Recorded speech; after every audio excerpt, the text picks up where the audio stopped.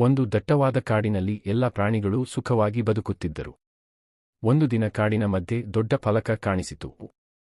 ಇಲ್ಲಿ free wifi ಲಭ್ಯ. ಕೋತಿ, ನರಿ, ಮೊಲ, ಆನೆ ಎಲ್ಲರೂ ಅಚ್ಚರಿಪಟ್ಟರು. ಕಾಡಿನಲ್ಲಿ ವೈಫೈನ ಎಂದು ಕೋತಿ ಖುಷಿಯಿಂದ ಕುಣಿಯಿತು.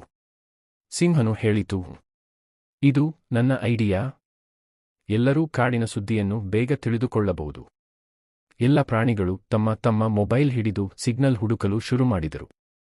ಆದರೆ ಪಾಸ್ವರ್ಡ್ ಕೇಳುತ್ತಲೇ ಇತ್ತು. ಅಷ್ಟರಲ್ಲಿ ಜ್ಞಾನಿಯಾದ ಗೂಬೆ ಬಂತು. ಅದು ನಗುತ್ತಾ ಹೇಳಿತು, ಈ ವೈಫೈಗೆ ಪಾಸ್ವರ್ಡ್ ಇದೆ. ಅದು ಒಗ್ಗಟ್ಟು ಮತ್ತು ಸಹಾಯ.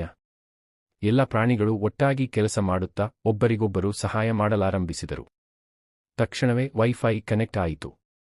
ಆ ದಿನದಿಂದ ಕಾಡಿನಲ್ಲಿ ಒಂದು ನಿಯಮ: ಜ್ಞಾನ ಹಂಚಿದರೆ ಮಾತ್ರ ಫ್ರೀ ವೈಫೈ ಸಿಗುತ್ತದೆ.